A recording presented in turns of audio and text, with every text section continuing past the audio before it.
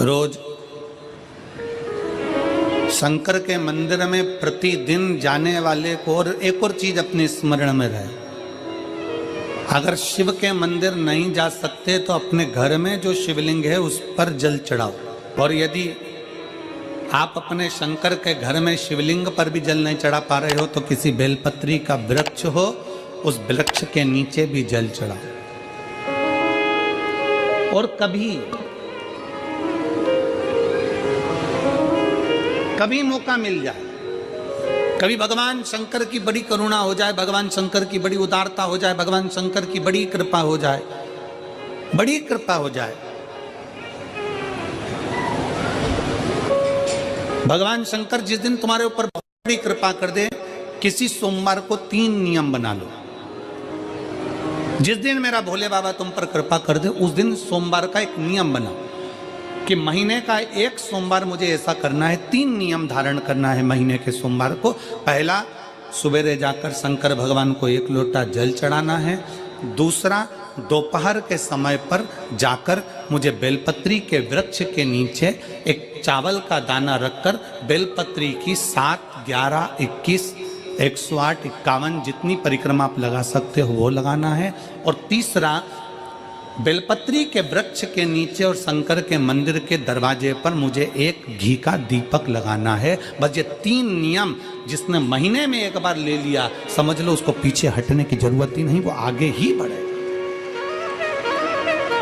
महीने के किसी एक सोमवार का ऐसा नियम बना लो कि मुझे 3 नियम धारण करना है महीने के किसी भी एक सोमवार को। हम ये नहीं कहेंगे कि तुम सोमवार 5 पढ़ रहे हैं तो 5 को करो, 4 पढ़ रहे हैं तो 4 को करो, 3 पढ़ रहे हैं तो 3 को करो। तुम तो महीने का एक सोमवार का नियम बना। और मेरी जीजियों से, मेरी बेटियों से जो विदेश में रह रही हैं, जो कहीं बाहर रह रही हैं, कहीं बड़े शहर में रह रही हैं, जो रोज मंदिर नहीं जा सकते, हर किसी महीने के एक सोमवार को भी ये नियम निर्धारण थे, तो उनसे कहेंगे कि 3 महीने में एक सोमवार का नियम बना लो। 3 महीने में नहीं बना सकते तो 6 महीने में एक सोमवार का नियम बना लो। और 6 महीने में नहीं बना सकते तो 1 साल में एक सोमवार का ऐसा नियम बना लो कि मैं साल का एक सोमवार ऐसा रहूंगी कि सुबह सोमवार के दिन मंदिर में जाकर जल चढ़ाऊंगी, दोपहर में जाकर बाबा को एक अक्षत का दाना रखकर, अक्षत का मतलब है कि बाबा मेरी दिनों दिन उन्नति करना। बेलपत्री के वृक्ष के नीचे जो अक्षत रखा जाता है वो उन्नति के लिए रखा जाता है। शंकर के शिवलिंग पर जो अक्षत रखा जाता है वो रोग मुक्ति के लिए रखा जाता है। अशोक सुंदरी पर जो अक्षत रखा जाता है वो संतान प्राप्ति के लिए रखा जाता है। षडानंद कार्तिकेय की ओर जो अक्षत रखा जाता है वह हमारे बच्चों की सुख समृद्धि के लिए रखा जाता है। विनायक की ओर, गणेश जी की ओर जो अक्षत रखा जाता है वह हमारे घर में कोई मंगल कार्य आ जाए उसके लिए रखा जाता है। और जो पीठिका होती है जिसपे शिवलिंग रखा होता है, पार्वती जी का हस्तकमल, उस पर अक्षत रखा जाता है तो नारी के अखंड सौभाग्य के लिए रखा जाता है। अक्षत रखने का भी तरीका है। एक चावल का दाना कहाँ रखा जाता है, क्यों रखा जाता है, कैसे रखा। अब कई लोग कहते हैं गुरुजी ये शिव महापुराण में आप ये नियम बताते हो, तरीका बताते हो। हम तो उनसे कहेंगे डॉक्टर के पास जाओगे तो डॉक्टर भी गोली लिखकर ये नहीं कह देगा कि ये सारी गोली एक साथ खा जा। डॉक्टर भी कहेगा ये गोली सुबह खाना है, ये गोली शाम को खाना है, ये गोली दोपहर में खाना, ये गोली भूखे रहकर खाना। बोलो सही है कि गलत है? ये रात्रि को खाना खाने के बाद खा लेना, ये खाना खाने के पहले, ये नाश्ते के पहले। और सुनो, ये दवाई, ये वाली पीछे वाली जो दवाई लो ना इसको दूध से लेना, ये वाली जो दवाई लो ना इसको पानी से लेना। और सुनो, ये डब्बी है इसको पानी में मिलाकर फिर पीना। दवाई लेने का भी तरीका है, उसी तरह शिव महापुराण में एक एक अक्षत का भी तरीका है और एक एक बेलपत्री का भी तरीका है।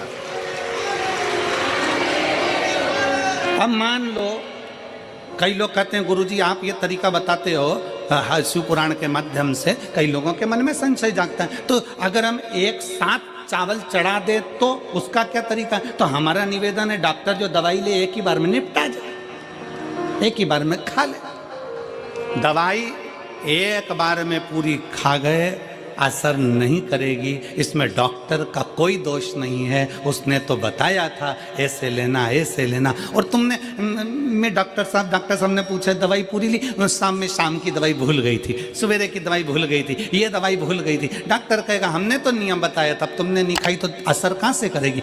तुम असर कब करती है? जब हम पूजन के तरीके को जान जाएं, जब हम अर्चना के तरीके को जाएं। आप साल भर का एक सोमवार निकाल लो, 6 महीने का एक सोमवार निकाल लो, 3 महीने का एक सोमवार निकाल लो, महीने का एक सोमवार निकाल लो, अपने से दिल में बन जाए तो एक सोमवार ऐसा निकालो जिसके 3 नियम धारण हो।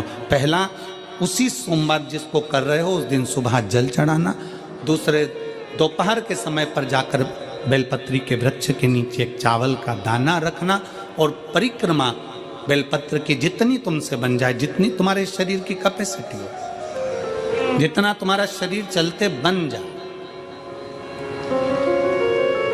हम तो ये भी नहीं कहते कि तुम भूखे रहकर भगवान का भजन करो, हम कभी नहीं कहते। हम तो यहां तक कहते हैं, हमारे पुष्टि मार्ग में यहां तक कहा गया कि वल्लभ कुल की एकादशी करो, भले बकरी जैसे चरो पर एकादशी करो।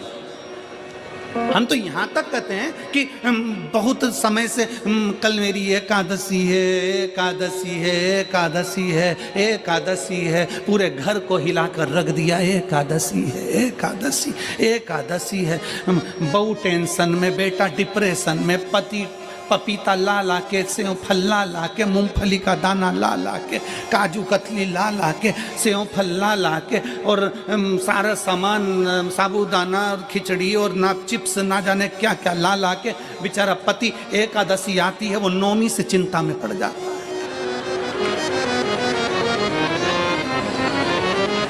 हम तो ये भी नहीं कहते कि तुम व्रत बहुत भारी करो, तुम व्रत उपास भी बहुत बहुत टेंशन वाला करो, ना ना ना।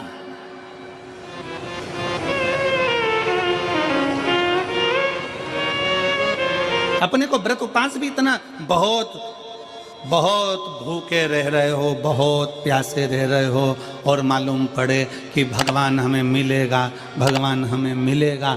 भगवान कहता है कि देख भाई, मैं भी भूखा नहीं रहता, तू भी भूखा मत रहे, मैं भी चकाचक रहता हूँ, तू भी चकाचक रहे, मैं भी अपने। और भगवान शंकर तो ये भी कहते हैं कि अपना परिवार भी मत छोड़ो। मेरे पास में पार्वती भी, एक ही देवता है जो विद फैमिली मंदिर में बैठता है। शंकर जी हैं तो पार्वती जी है, तो गणेश जी हैं, तो कार्तिकेय जी हैं, तो नंदी है, सब मंदिर के अंदर चाहिए। शंकर भगवान अपने पूरे परिवार के साथ। शंकर जी तो ये कहते हैं अकेले तुम क्यों रहते हो। शिव जी की एक बात अपने ध्यान में रखना, कितनी सुंदर बात है शंकर भगवान की, बहुत ध्यान में रखिएगा। आप जौहरी नहीं हो, हीरे को नहीं परख सकते। हम भी जौहरी नहीं है, हम हीरा को नहीं समझ सकते।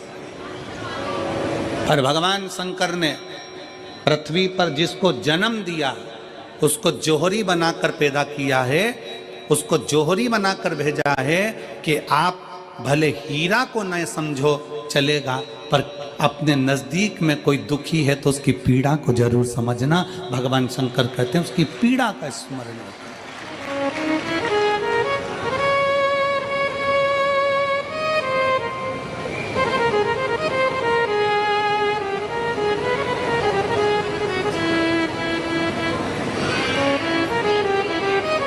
हीरा को समझो ना समझो, पर पीड़ा को जरूर समझिए।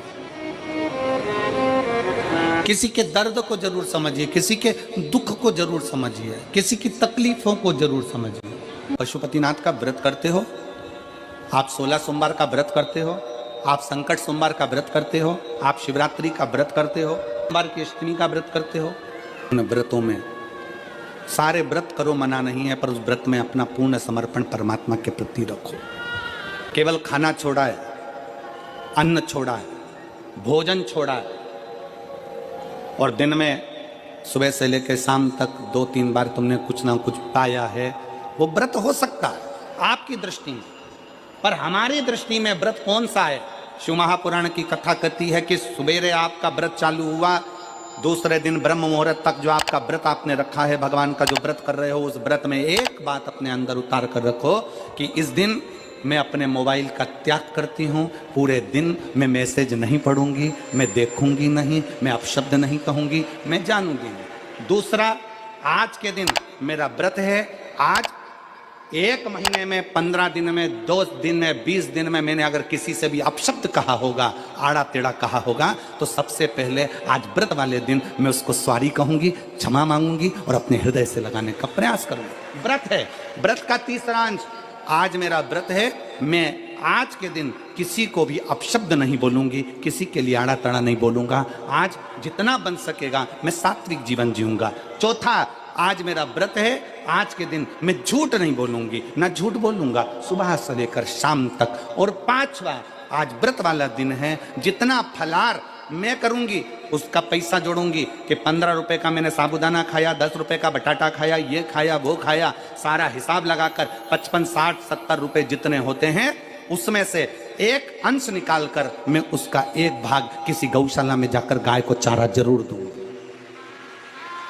आपका व्रत, आपकी साधना, आपका तप, आपका बल, आप कैसा कर रहे हैं? केवल भूखे रहने पर भगवत पद की प्राप्ति नहीं होती। शिव महापुराण की कथा कहती है कि भूखे रहने से भगवान की प्राप्ति नहीं होती। शिव पुराण की कथा कहती है भगवान को पाने की भूख बढ़ाने से भगवान की प्राप्ति होती है। भीतर से परमात्मा को पाने की भूख बढ़ाइए, भगवान को पाने की भूख बढ़ाओ भीतर से।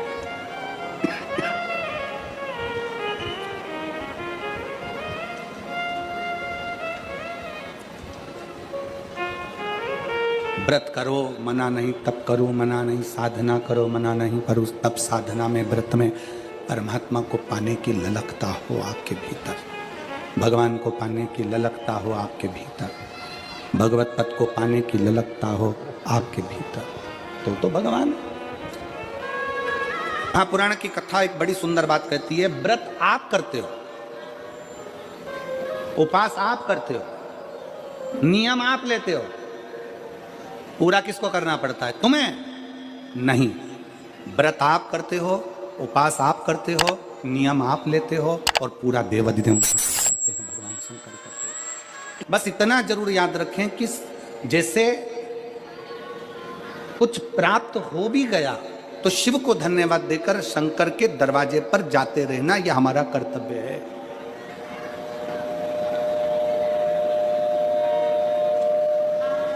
एक बहन जी ने पत्र लिखा था कल।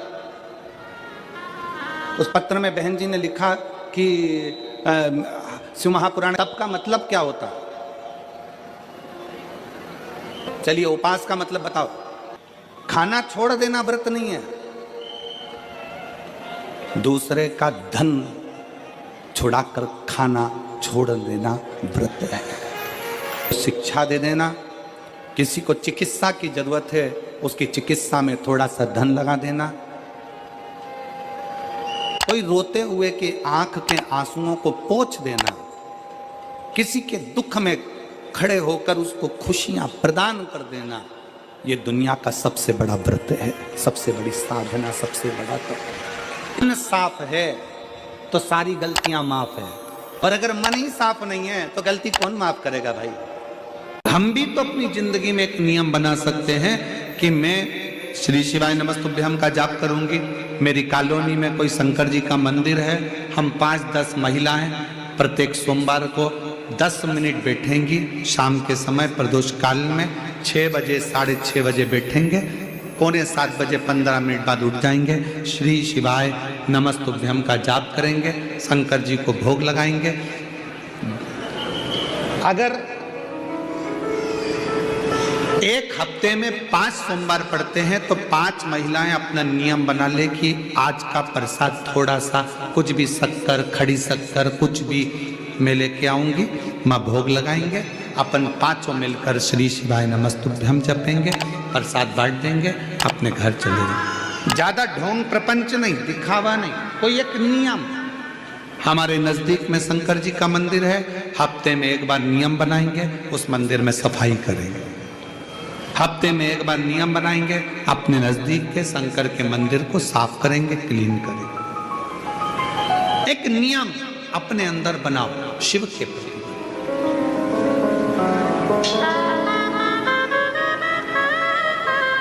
अपने भीतर जब हम नियम बना लेते हैं कि श्री शिवाय नमस्तुभ्यम जपना है, शिव को एक लोटा जल चढ़ाना है, शंकर की आराधना करना है, तो शिव हमारे लिए भी कोई ना कोई नियम जरूर बनाते हैं और हमारा कल्याण जरूर करते हैं। एक नियम बना, इस कथा को सुना, तुम्हारे पति को फल प्राप्त हो।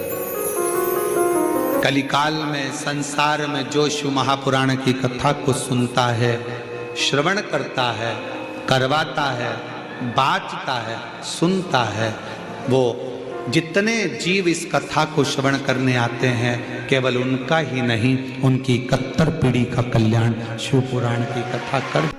लंबी बाती का प्रमाण अलग होता है। लंबी बाती क्यों लगाई जाती है? भगवान के मंदिर में दीप में, देवियों की पूजन में, लक्ष्मी की वृद्धि के लिए। कौन से देवता के यहाँ लंबी बत्ती लगती है और कौन से देवता के यहाँ गोल बत्ती लगती है, उसका भी प्रमाण वर्णन। किसी देवी की पूजन करो तो लंबी बत्ती आती है, कुल देवता की पूजन करो तो लंबी बत्ती आती है। किसी मंदिर में किसी देवता को लगाने जाओ तो गोल बत्ती लगती है, उसका भी प्रमाण है। लंबी बत्ती जहाँ लगाई है, अगर लक्ष्मी के सामने लगाई है तो लक्ष्मी की लंबाई बढ़ती है, लक्ष्मी की वृद्धि बढ़ती है। अगर कुल देवता के नाम की लगाई है तो वंश की वृद्धि होती है। इसलिए हमारे यहाँ अमावस्या पूनम को जो पाटे वाटे भराते हैं उसमें गोल बत्ती नहीं लंबी लगाई जाती है, जिससे हमारा वंश बढ़े। नवरात्रि में देवी जी की जो बाती लगाई जाती है वो लंबी लगाई जाती है, गोल नहीं। क्यों? क्योंकि जिससे माँ हम पर कृपा बना कर रखे, हमारा वंश खूब बढ़े, हमारे यहाँ लक्ष्मी की वृद्धि हो। स्थिर बाती, गोल बाती लगाई जाती है ब्रह्मा के मंदिर में, इंद्र के मंदिर में, देवता के मंदिर में। तुलसी के सम्मुख में लंबी बाती नहीं लगती, तुलसी के सम्मुख में गोल बाती लगाई जाती है महाराज, जिससे स्थिरता का भाव केंद्रित हो। स्थिर